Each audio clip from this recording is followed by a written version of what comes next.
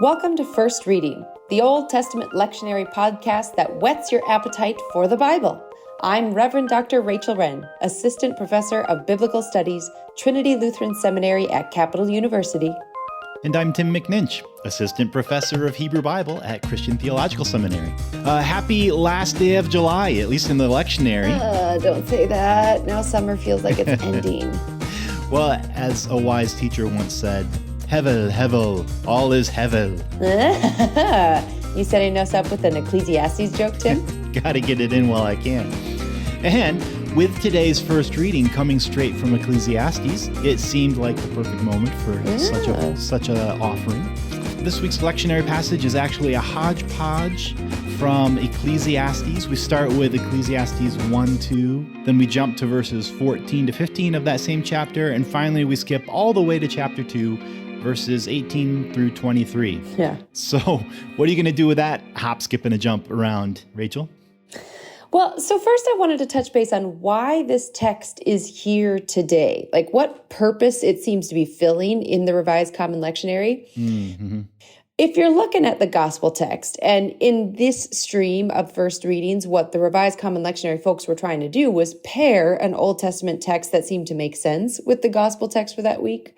So if you look at the gospel text, Jesus's words from Luke 12 seem to somehow coincide or intersect with these different passages from Ecclesiastes. This is kind of a fun text about Jesus in Luke 12 because it's a very pastoral moment, but maybe not pastoral in the way that we're used to thinking of that word. So what's happening in the text is someone is trying to get Jesus to intervene in a family dispute about inheritance. And he is very quick to refuse their offer to intervene. So, my pastor friends, raise your hand if you have ever been approached about a family dispute about inheritance. They get messy, right? They get painful. You add any amount of family dysfunction, and what family doesn't have at least a little bit of dysfunction, and all of a sudden the situation is poised to go nuclear. So I don't blame Jesus for his quick refusal to wade into that murky mess. And I mean, really, the author of Ecclesiastes seems to set up this Luke 12 text with a perfect softball. Verses 18 to 19 in chapter 2 read, "I hated all my toil in which I had toiled under the sun, seeing that I must leave it to those who come after me. And who knows whether they will be wise or foolish, yet they will be master of all for which I toiled and used my wisdom under the sun. This also is vanity." You can almost picture Jesus saying, vanity, vanity. Vanity, vanity. And I'm definitely picturing like the hand to the forehead and leaning back in the very dramatic fashion. But juxtaposing Ecclesiastes with Luke 12 in this way just barely skims the surface of what the author in Ecclesiastes is talking about. Because they aren't actually talking about possessions. It's much broader and much deeper than just merely material wealth. The author in Ecclesiastes is actually talking about life itself. That's a big statement. Can you put a little flesh on them bones? Sure. Let me start by giving a little historical context first. So the author of Ecclesiastes is identified in these first few verses as someone called Qohelet in Hebrew, which means something like teacher or preacher or even assembly person. Mm-hmm. It's someone who stands up in public, right? And speaks in an oratory type way. But the sermon or the speech or the lecture that they're giving here is not the most enticing thing you may have ever listened to. Yeah, right. And I can never hear that name Qohelet without reminding myself and everybody around me that it's a feminine form. So yeah, it's very possible this could be a female speaker. That's right. And on her lips, vanity of vanities, everything is vanity. Those are the first words out of their mouth. Right. Which is, you're right, it's sort of an uneasy beginning. At least that's how it sounds to me. It's kind of strange to be calling everything vanity. Yeah, exactly. And that's right away where we get into a problem with translation. As I know you know, Tim, but for our listeners' sake, the NRSV, the ESV, even the KJV, and several other Bible translations use that word vanity, or in verse 2, vanity of vanities. So the Hebrew word here is that word you used in your little quip at the beginning of our episode, hevel. And in many ways, hevel is an onomatopoeia. It's a word whose meaning is in some way captured by its sound. So if you listen as I'm saying it, I'm saying hevel, hevel, hevel. Yeah, exactly. The word, in one sense at least, means something like breath or vapor, which is where we get that strong sound at the beginning of the word. And that is not really captured by the word vanity, at least not as we use it today. If I'm using the word vanity, it sounds like, Tim McNinch is constantly taking selfies, editing the light, erasing the blemishes, and posting them to social media to garner the most likes, hits, and followers. Really, you're just a social media influencer, right, Tim? Totally. But the meaning of vanity has shifted to that in the past 50 years or so. It would be more appropriate to translate hevel here with a phrase that still captures some of vanity's original meaning, which is something like in vain. And if you do something in vain, you do it without purpose or without meaning or without accomplishing the thing for which you set out.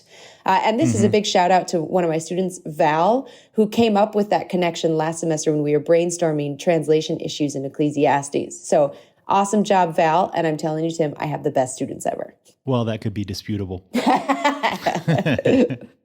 But you're right. That's exactly where we get some of the other translations for that word hevel, like futility, or the NIV has meaningless, that sort of thing, right? Yeah, exactly.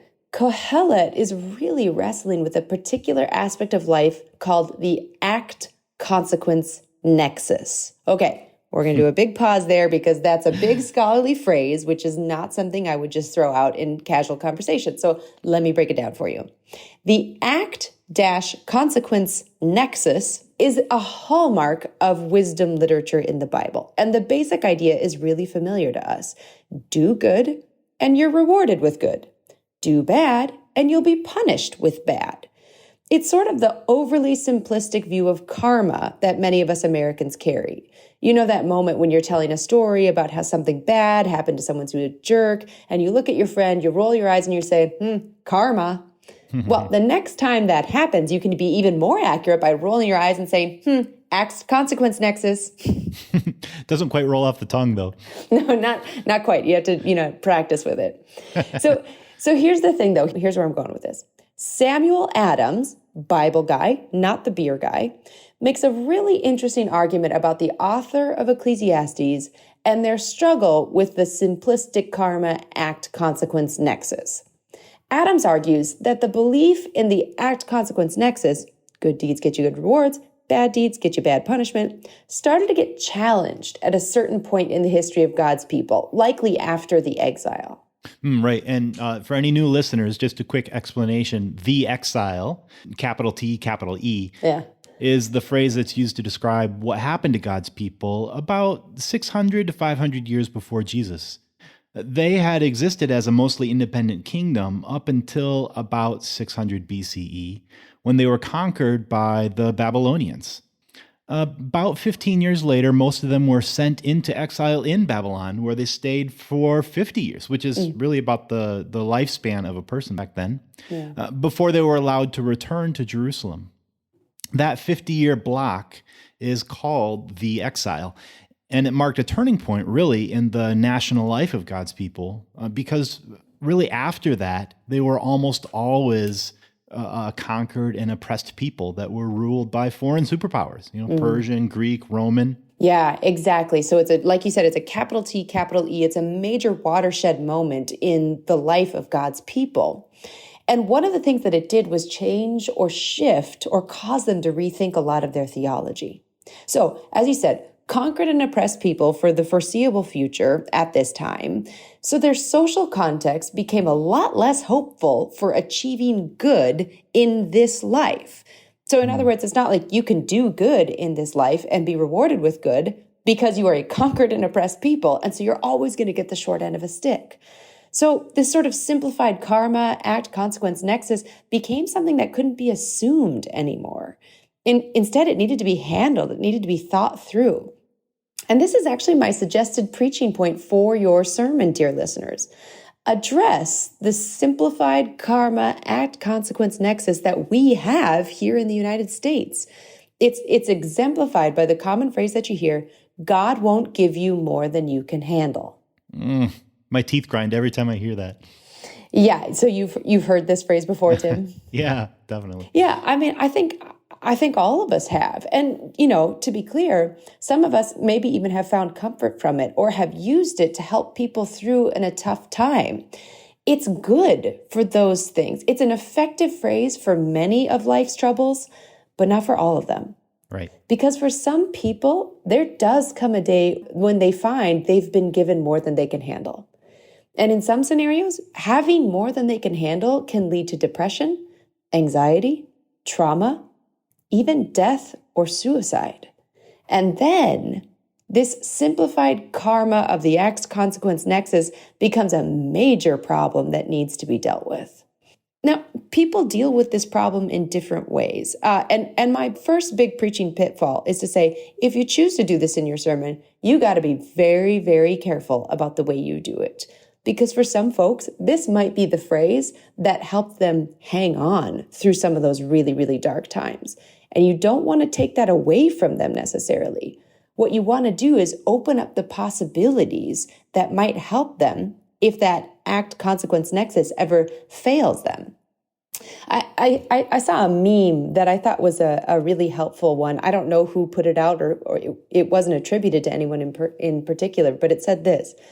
The truth is, people are dealing with more than they can handle all over the world.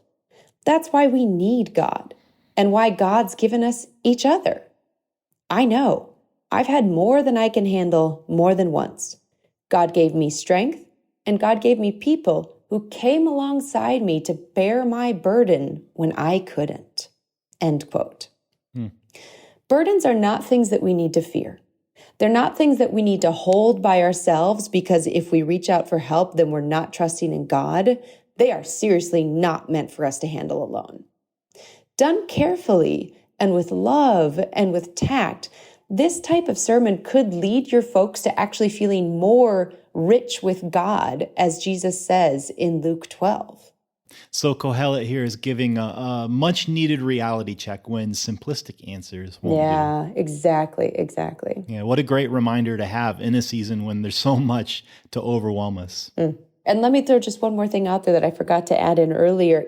You might want to preface your sermon by putting out there that you are happy to talk about this with anybody who gets kind of hit by this sermon.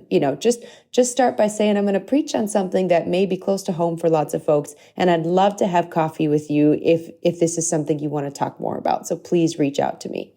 Open that door that this is the beginning of a conversation, and it might help people from shutting down if they feel challenged by what you have to say. That's really important because, being a pastor is more than just being an orator. Yeah, right, exactly. and inviting people into relational processing of things rather than just listening to a speech is always a helpful thing. Yeah. Well, I think that's a great thought to close on for today. Thanks for helping us think through that, Rachel. Yeah, my pleasure. Well, folks, if you'd like to learn more about our hosts and our guests, visit us at firstreadingpodcast.com. All of our episodes are there, and they're easily searchable with our search tool. You can also keep up with us on Facebook or send us an email to firstreadingpodcast@gmail.com. We have a merch page. There's a button on our website, and you can also support us via PayPal contributions. Thank you to all of our supporters, including Trinity Lutheran Seminary at Capital University, and thanks to all of you for listening. Until next time, I'm Tim McNinch. And I'm Rachel Wren. Happy preaching.